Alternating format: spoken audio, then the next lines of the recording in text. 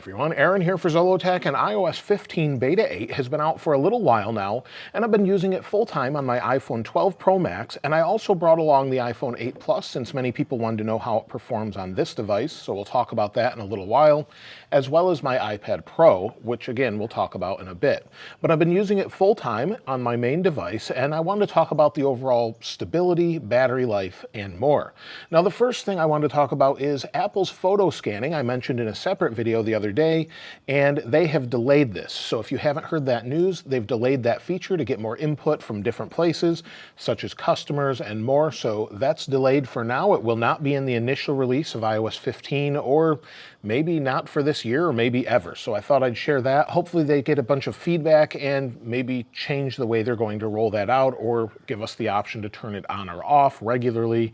We're not really sure, but I'm glad they're making that decision. Now, as far as new features that I didn't mention with Beta 8 or Beta 7 or any of the other betas, there's a feature that Apple has been talking about for a while, some people have seen, and if you search for a place in Apple Maps, you can now add photos. You could do this in Google Maps for some time, where you could contribute to different photos of different places you're visiting, and now you can do that with Apple Maps. So you have the option to add a photo, and you'll see it says introducing ratings and photos. You can improve the map, have Siri suggestions, and community safety. So you have that option to add photos of wherever you're at. So I think that's great that they're adding that. Also, there's a new splash screen that popped up for many the first time they opened the App Store, asking to personalize ads. You'll see it just popped up there, and it did that a couple times because I haven't selected an option. But before it was on, now it gives you the option. So you can turn on personalized ads or turn them off. It's up to you, but now you have the option right in place. There's something else I didn't mention in previous betas, which I'm not sure that it's new. I know that it was in Beta 7, but if you go into your Spotlight search, you'll see that we have an arrow in the upper right where you can expand it. I actually never noticed this, and it's pretty simple, but you can expand your Siri suggestions now, and you have that option. So it's nice to see that as well. And also, people that are using iPads, sometimes when you open Quick Notes for the first time, where you swipe in from a corner, that's showing a new pop-up. I wasn't able to find this myself, but some people are seeing the pop-up, and it's just a new splash screen for Quick Notes as well. Now, as far as the usability of iOS 15 Beta 8, it's still pretty stable. There's not really many people reporting a lot of crashes or having odd issues as far as that goes, and it should be stable now that we're at Beta 8. So it seems to be very good that way. It seems to be very smooth overall, not a whole lot of performance issues, and the general speed of everything loading seems to be okay, depending on, of course, your cellular connection, which I'll talk about in a moment, but it seems to be working pretty well. The overall usability and stability is great. There's not really any issues. I would say it's on par with iOS 14.7.1 as far as that goes. Not really anything crashing, or if apps are crashing, they need an update, because a lot of apps are not updated for iOS 15 yet. And Apple doesn't typically allow that until the release of iOS 15. Before it comes out, they allow app creators to submit their apps, or developers to submit their apps, and then they approve them, and then they'll be available then. That's why some banking apps are still having issues. More are working this time around, but if you're having issues with banking apps or anything else, more of them seem to be working now than did before, and that's why. But Twitter seems to be working properly now. That was an issue for a lot of people, including myself. You'd open Twitter, and it would just sort of reload, and then you'd have to open it again, and it would work fine. This isn't happening to me anymore, and seems to be fixed. But the one issue that's happening to me that they hadn't fixed, that they did with Beta 7 and now with Beta 8 is back, is connectivity with 4G and 5G. So it has connection or connectivity, but then it won't load. So you'll have to turn on airplane mode, turn it back off, and then things will sort of resync and it will work properly again. This seems to be an issue that was gone with Beta 7.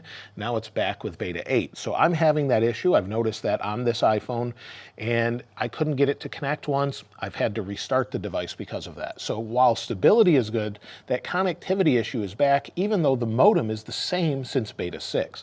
So I'm not sure why it's doing that, but it does seem to have an issue. Some people are still having issues with AirPods connecting. So if you're using AirPods or AirPods Pro, the connectivity seems to be an issue for some, but it seems to be working okay for me right now. Not for everyone, but quite a few people are still having an issue with connections. So it's much better than it was, but it seems like there are still some bugs with that. Now, the overall heat of the device seems to be okay. It's not getting terribly warm for me. Some people do report that there are some issues with that, whether that be older devices or newer ones. Some people are having some heating issues with it. Thankfully for me, it hasn't really gotten too warm. Just when you're doing intensive tasks, maybe you're recording 4K 60 video or just 4K video regularly, it could get really hot. But for me, it doesn't seem to be an issue. It seems to be working just fine, and thankfully it works okay. I haven't had it dim the screen very much with Beta 8 when I'm outside in warm weather. I was outside quite a bit yesterday and the day before, and it didn't seem to dim the screen as quickly as it would before. So I think heat is a little bit different than it was before, where it's just not getting as hot overall. That doesn't mean that it isn't for some people, but it seems to be better in Beta 8. As far as bugs or the bad things still happening, some people are having issues with scrolling. Now, whether or not that's on older devices or newer devices is hard to say, but on the iPhone 8 Plus, you'll see as I scroll through, it might be a little bit slower than a 12 Pro Max, but in general, it's pretty smooth overall. So it seems to be okay, and it's working as you would expect. Now, it's not going to be incredibly fast compared to a 12 Pro Max just because it's a slower phone, but it's smooth nonetheless overall. Some other people are having issues with playback on YouTube, and whether or not that's in Safari, people did not comment, but if you have the YouTube app, some people were having issues with the playback just not working properly, or even giving you a blank screen when you're in Safari. So there's definitely an issue there. I've had issues where FaceTime crashes. So if you're using your phone for FaceTime and you go to picture-in-picture, it doesn't work properly and will just hang up the call. I actually had that issue with FaceTime when I was using it. So FaceTime is usually pretty reliable for me, but using FaceTime sometimes will just result in it crashing or just hanging up. So I'm not sure why that's happening, but it seems to be very random. I think the number one complaint that I hear from people is that live text is not working for some. So you'll see here's the personalized ads image that I took a screenshot of, and live text seems to be working okay for me, but I think it really depends on the device. Some devices don't support this if they don't have an A12 Bionic or newer, but it should work for most devices, and sometimes it will take a moment for it to recognize that. Not just live text, but also where it recognizes what's in the photo as well. So this seems to be a very hit or miss feature and isn't working properly all of the time. So just for some people, I'm not sure why that's happening, but it doesn't seem to be region-based. It seems to be fairly consistent for some people. Also, Mail seems to not be showing the proper notification as far as the notification badge. Sometimes you could have 10 emails and they just won't show. In fact, I have some emails now and they don't seem to be showing for me, and this seems to be something that's very hit or miss. Some people have it, some don't. Sometimes it's like that, sometimes it isn't. So I definitely need to report that in feedback. Also, yesterday I had some odd brightness issues, and while it wasn't overheating and dimming the screen, I would have it go way down in brightness, and then I would have to put it back up or change it overall. So there's definitely some odd things going on from time to time. Also, the other thing I heard a lot was notifications getting stuck, being in random spots. You'll see there's a space here, and it's sort of doing that to me. It didn't move up. And I see this over and over from a lot of people this time around. And the most things I've heard for Beta 8 really have to do with notifications or live text. Those are the two major issues I'm hearing the most with this beta. Also, the last thing people are having issues with is CarPlay. I hear a lot about CarPlay having an issue. Now, it can be car dependent. Some people that have Honda have told me that their cars don't work properly. Others could have Mercedes or BMW. It doesn't seem to matter necessarily. Some have issues, some don't. Where Maps doesn't work properly within CarPlay, so that continues to be an issue for some. As far as Wi-Fi connectivity, Wi-Fi seems to be okay for most people. Earlier on, it seemed to have an issue where it wouldn't connect, and it seems to be okay, at least for me and most people that I've talked to. Now, there are a few that are still concerned, and I'm not sure if it has to do with compatibility with your current router, whether or not that router needs an update. Apple often changes their Wi-Fi stack or connectivity settings in the background so that things change, and then sometimes the router doesn't like that and it has to be reset. So that seems to be an ongoing issue, but it seems to be mostly resolved in Beta 8. And again, if it's not resolved, make sure you're reporting that in feedback so we can get that fixed before the final release. And I'll talk about when to expect that in a moment. As far as green tint, I did hear from a couple people that they're still experiencing green tint. I'm not so convinced this is software anymore because Apple hasn't offered a fix. by this time last year, we already had a fix for the 11 Pro and 11 Pro Max, and we don't have one now. They did that with iOS 13.7. They offered that up in late August, and we don't have that yet. So some people are having green tint. Hopefully they acknowledge it and then either offer a recall of the device or fix it in software. But it's taken about a year at this point, so I definitely think it's something they should address since a lot of people bring it up. Now we'll take a look at battery life, and battery life overall seems to be okay. I've been using it full time on my 12 Pro Max, like I said. My battery health is 94%. It's been this way for a few betas now, and as I've said many times before, the betas don't affect the battery health, they're just recalculating it. So it's gone down 1% since beta 5 basically, and it hasn't changed at all for me. And so over the last 10 days, we'll go 2 days back, I got 3 hours and 27 minutes of screen on time, 3 hours and 59 minutes of screen off time, and used a little over 50% of my battery life. So that's not terribly good. The day before, 3 hours and 56 minutes of screen on time, 4 hours and 25 minutes of screen off time. Again, it's okay. I'm getting about 8 hours of screen on time, plus quite a bit of screen off time as well, playing music and things like that. Now on the iPad, we'll take a look at that as far as battery life. Go to settings, battery life, wait for it to load here. And over the last 10 days, you'll see yesterday I had 3 hours of screen on time, the day before, 2 hours and 23 minutes, and I charged it the other day to 100%, but I'm typically getting 6 to 8 hours of screen on time with this device between charges. So it's doing okay. It's not at the 10 hours I would expect yet, and hopefully it will be by the final release, but I haven't had any other issues with iPad. It seems to be smooth, fluid, no issues. I've used it to take meetings and FaceTime calls and things like that, and I've had no issues whatsoever. This is much more stable.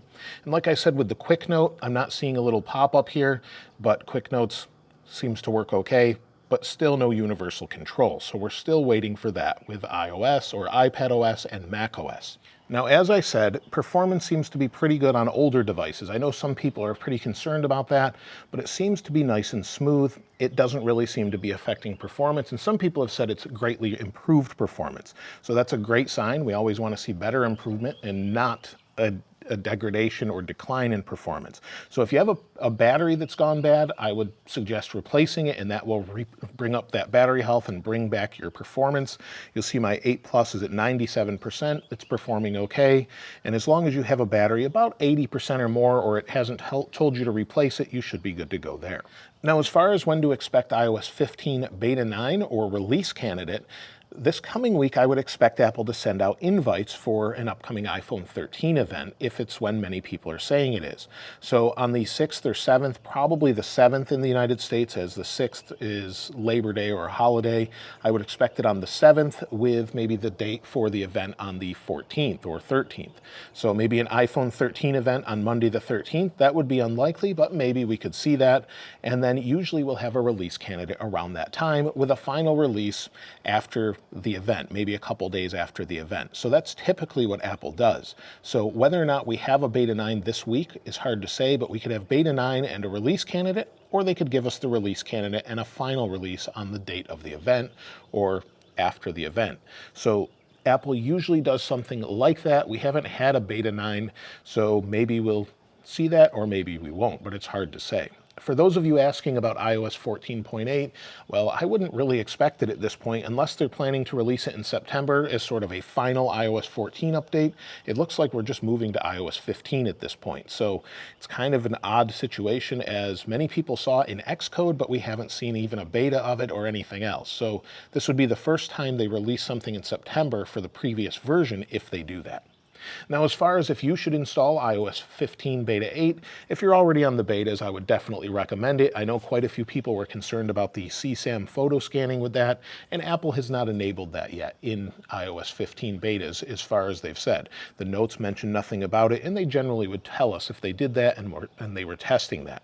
So I wouldn't worry about that if that was a concern of yours, and I wouldn't hesitate installing it. It's pretty smooth, and then if you're having issues, go ahead and submit feedback. If you're not on a beta already and you want to try the beta out, I've said for the past few versions, definitely go ahead and try it out, as long as you have a backup and you have the ability to go back using a Mac or Windows computer. you should be good to go as far as that goes. So no hesitation there on my part. I think it's pretty good. Some banking apps still aren't working, but for the most part, it seems to be pretty stable. But if you have apps that are critical, then I would skip it. Otherwise, it seems to be fairly stable at this point, and I would recommend it.